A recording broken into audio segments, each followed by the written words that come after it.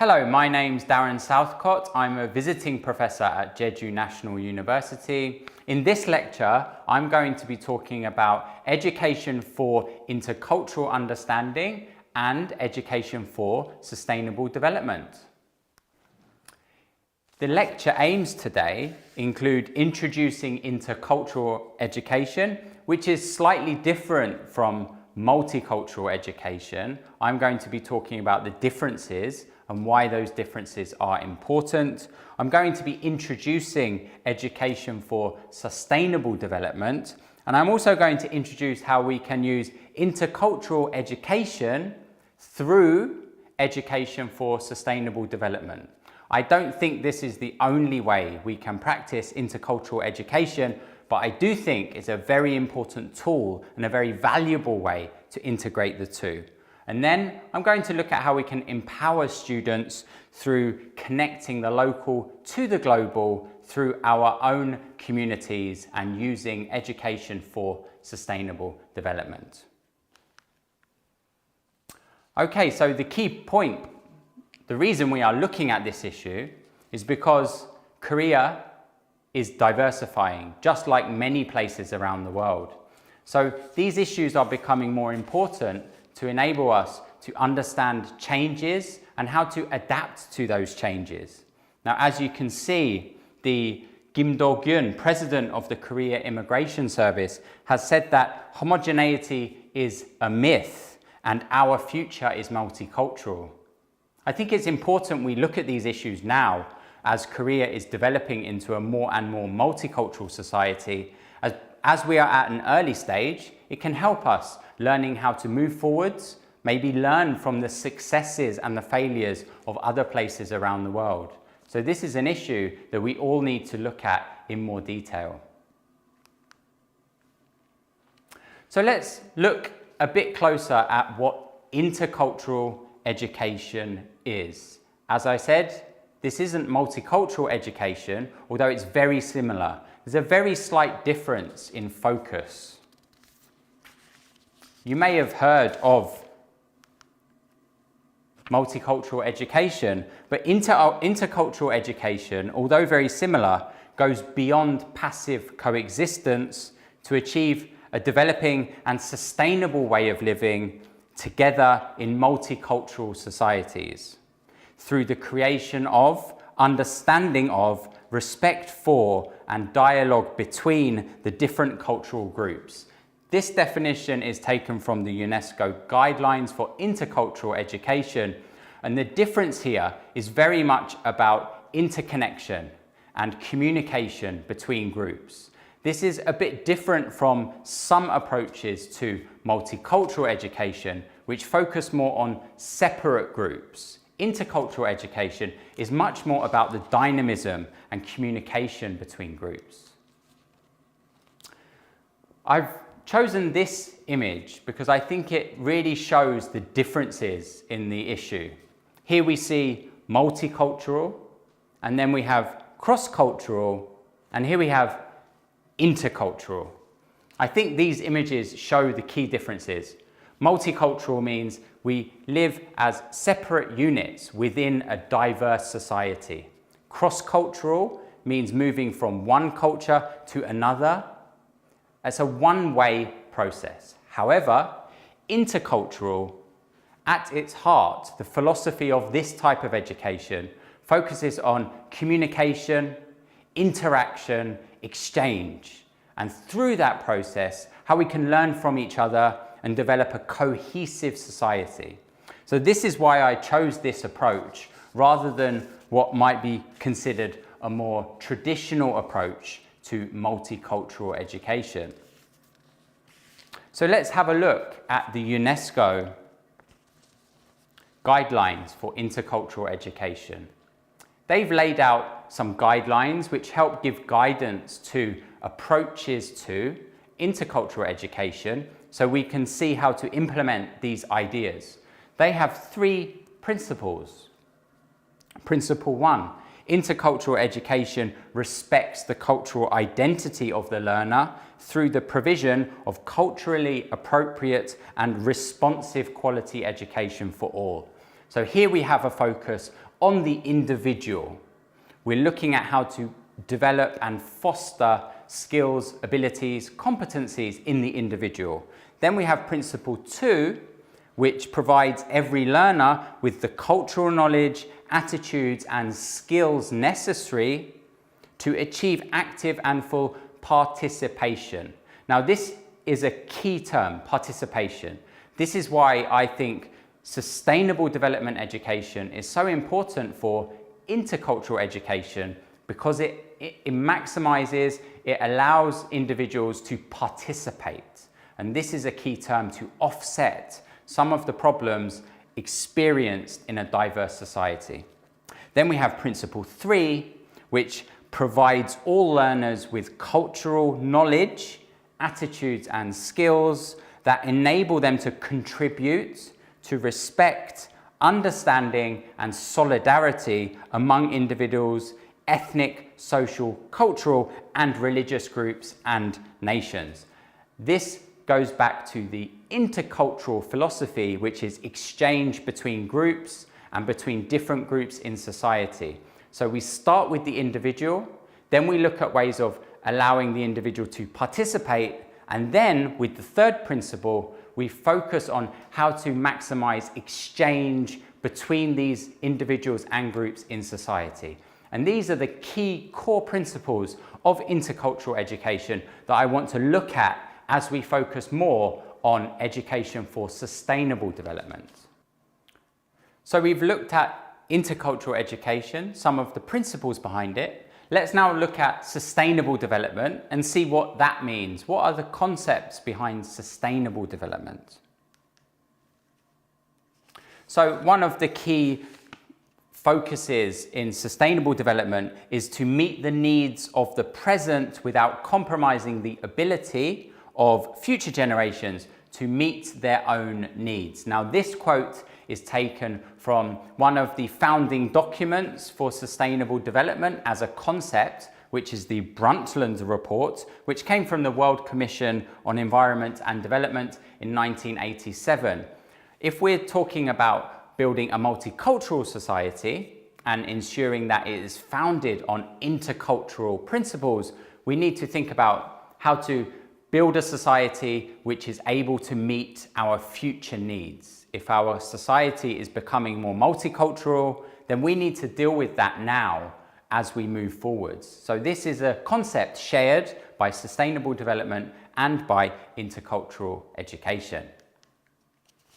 So let's have a look at the overlapping concepts behind sustainable development. Here you can see this is a very well-known circular representation of sustainable development. These are the overlapping concepts, themes behind sustainable development. We're looking to balance society, environment, and economy. Here it's represented as people, profit, and planet. The economy, of course, profit, planet, that's including nature and the environment, and then people as well. So it's about finding a balance between those. If we have an overemphasis on one area, such as the economy, then it's possible that people, our communities, our livelihoods might suffer in some way if we give too much emphasis to perhaps the economy. Also, if we neglect the environment, then we're not going to hit this sustainable sweet spot that enables balance between all of these areas. So this is the key concept behind sustainable development, finding that balance. And I think part of this balance includes finding a way for all individuals, all communities within our society to have a participative and fulfilling experience and being able to fully be integrated into our democratic systems, into our welfare systems, and into our communities. And that's why this is directly relevant to intercultural education. So, having introduced in a simple way sustainable development, let's look now at education for sustainable development. This is slightly different. It's not just education about sustainable development. It's a very distinctive approach to education that is empowering for the individual and for communities. Okay, and this quote, again, taken from one of the founding documents that have inspired a lot of the work in the sustainable development area, is from Agenda 21. In chapter 36 of Agenda 21, it says, education is essential for changing people's attitudes so that they can try to solve sustainable development concerns. Education is essential for promoting environmental awareness, values and attitudes, skills and behavior for sustainable development and public participation in decision making. Again, this is why it's a key concept that is shared between education for sustainable development and education for intercultural understanding. Why is that? Because here we have the focus on participation and decision making. And if we want to achieve a multicultural society, we need to ensure that all individuals within the society are participating in our democratic processes, and they are empowered in decision-making areas, and that will offset alienation and exclusion within our communities. So I believe this is very important for anyone looking to build a multicultural society. So let's look at some domains. Education for sustainable development has these concepts of domains which guide forwards the approach to education. They include the cognitive domain, which refers to reflection, analysis, and knowledge. These are areas that are typically associated with critical thinking, analysis, looking at problems in society and working together to solve them to find the best solution. Then we have the affective domain. This is more emotionally based, socially based, about relations with other people, how we can empathize with the situation for other people in society. And then we have the psychomotor domain. These are kinesthetic areas and also physical action. And this is focused on producing change, action. How can we make changes in our society? So we start with critical analysis, often seen as an individual process. Then we move to affective domain, which is more about feelings and working together. And then we have the psychomotor area, which is more about action and producing change. And I want to show how we can use these in education to move from learning about a subject to moving forwards to producing change and producing action. So if we look at knowledge first, so knowledge is a key domain within education for sustainable development. This is linked to action. We view knowledge as shared and co-constructed. It's not an individual domain, it's something we work together to construct. So we look at this as something we co-construct through partnerships. You can see the connection with intercultural education. Knowledge relates to time, past, present, and future, and also space, local and global. So we're putting knowledge within systems that connect us with histories, with our landscapes, with other people. It's not an individual thing we get from a textbook. It's something that is a process of construction that we are building together with other people, including people in our communities. Another domain which is very important is systems thinking. And now this is one of the key areas that I think has high potential to enable education for intercultural understanding through education for sustainable development. We place our society, our individual self within a complex system. As globalization makes the world more complex, it's changing our local community, it's changing our relations with other people, it's changing our consumption, our consumption and production systems as well. It's changing our lifestyles. And this is because we are increasingly part of more and more complex global systems.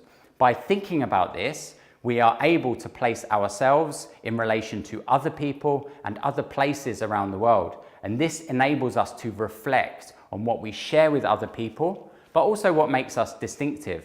And these are very important for any attempt towards intercultural understanding.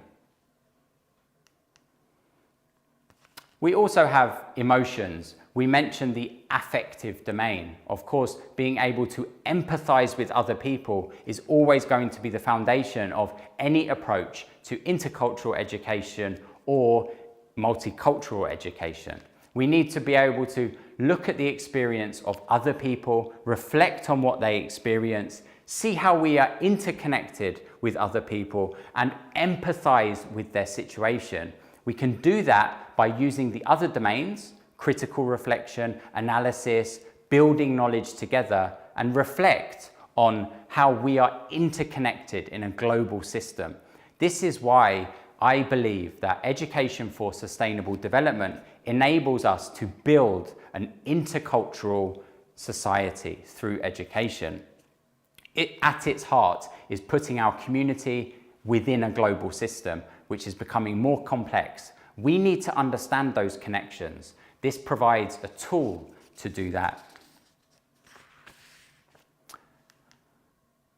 We also have ethics and values. Of course, any approach to education must have ethics as its foundation. We can take those ethics from our principles.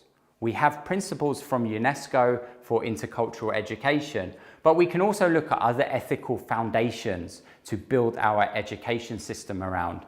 I've used the example here of the Earth Charter, which by its essence puts other communities around the world at its foundation. Also, our relationship with the natural world is at the foundation of this approach. This is, in its essence, intercultural and multicultural because it does not prioritize any one group over another. In fact, it puts us all on an even level and puts the ecosystem at the heart of all our decisions and all of our ethical principles. This is one example, but of course any ethical program could be used as the foundation that has intercultural values at its heart. And then we have action, and I think this is a really important aspect of education for sustainable development and intercultural education. We need to look at ways to get students to think about action. This is the kinesthetic, the psychomotor domain that produces change. There's really not much point in educating without allowing students, empowering students, capacity building students for action. How can we change what we see in the world? How can we make a difference in our communities? These are things we need to think about, and that has to be at the heart of our education programs. So if we are doing intercultural education, it must have within its system, within its program, an ability to promote change, to empower students for change. And that is through action. And here we can see, we can put these at 4 levels. They can be at the individual level, the classroom or school level, or they can be at the regional and global level. This enables us to contextualize our position in a really complex system at different scales. And so I think this is really important for any attempt at either education for sustainable development and also education for intercultural understanding. Okay, so we've looked at intercultural education, we've looked at education for sustainable development. Now let's have a quick look at how we can practice intercultural education through education for sustainable development.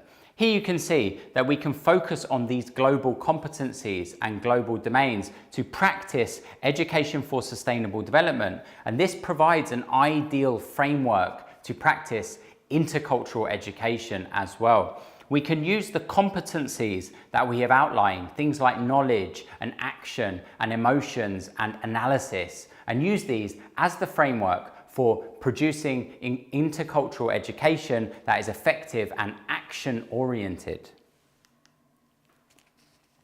So let's look at some examples then of how we can practice education for sustainable development and also enable intercultural education, because we can promote those principles of intercultural education as outlined by UNESCO through education for sustainable development. We want to connect the local to the global. We want to connect students from all backgrounds with their environment, with their landscapes, give them a connection with the area in their local towns and also with other places around the world as part of these complex systems that we need to understand to really enable a multicultural society and also a world that is working together to solve problems. We also want to build solidarity with other communities around the world and also promote action towards the goals. Things like climate change, things like ending conflict. These are all objectives that require intercultural education, intercultural understanding, and they also have at their heart education for sustainable development. So we can do this in this way. We have the Sustainable Development Goals. What is really useful about these is we can look at each of these processes and use that as a window to look at different problems in our communities, aspects of globalization that have affected our towns, our landscapes, and use these as a way of practicing these principles that I have outlined. So what I'm going to do is I'm going to look at some examples from my local area, Jeju Island, and I'm going to show how we can use these Sustainable Development Goals as target points to practice intercultural education, and also we can practice education for sustainable development. So let's have a look at how we can practice and implement intercultural education by using the Sustainable Development Goals. So here we have one of the big industries on Jeju Island, which is wind power. We are targeting carbon-free island by 2030. As part of this project, wind power stations, farms have been installed across the island, and the island is moving towards being carbon-free. Of course, this targets climate change, SDG 13, and also SDG 7, affordable and clean energy. So we can look at aspects of our local environment and we can see that we are targeting a global problem. So we can put students in their local context, looking at renewable energy, and they can reflect on how this puts them within the complex global system of climate change. Now this connects them to the local, it connects them to their landscape, so they can look at action-oriented problems within their local environment. However, we also need to look at how we can connect with other places around the world. So we don't want to fixate on our own landscape alone, although that is a key aspect. We also need to look at other places around the world that are dealing with climate change. Again, climate change is a global issue. This is part of putting ourselves within a complex global system. As I said, this is how intercultural education and education for sustainable development can be linked. We can link our classrooms through the issue of climate change with other areas around the world. We can also link it with our own landscape through renewable energy projects. We can connect with schools around the world. Maybe we can go and connect with a local primary school in other areas. Maybe we can develop relationships online with individuals in other communities, learn about how other communities are dealing with climate change. How are they responding to it? What can we learn from them? And these put the principles of intercultural education at the heart of education for sustainable development. But remember the key foundation to intercultural education and education for sustainable development. That is action. And as you can see, SDG 17 is about partnerships for the goals. This is an action-oriented SDG. It's about making change. And I believe that by using issues such as climate change in the classroom, we are not only connecting students with their own landscapes and then with other communities around the world, then we can look at how to build action-oriented education programs that empower students to make change. They can look at how to lessen their own carbon footprint, and they can look at how to actually develop climate protecting systems of their own within their communities. This is a key aspect that we need to focus on. We can also look at bottled water. I'm sure this is a familiar sight to many people. Here on Jeju Island, we are blessed with water resources. We have some of the largest underground water supplies in the region. We use it as a valuable natural resource. We drink it every day. But we don't think about how it connects us to people around us so much. We don't think about how it puts us within a global system of consumption and production. And so we need to reflect more on what this means. What is the benefit of bottled water usage? What are the costs environmentally of bottled water usage? This puts students within their local environment and gets them to reflect more on some of the costs of their consumption. This also can connect us to other places around the world. Let's look at what happens to the plastic we throw away. How does it impact other communities? What happens to the plastic bottles that we drop on the floor or that wash out into the sea? They don't stay around us. They go to other places. They impact other communities. They impact the environment. And so students can be made to reflect on these issues, looking at the costs of our own consumption.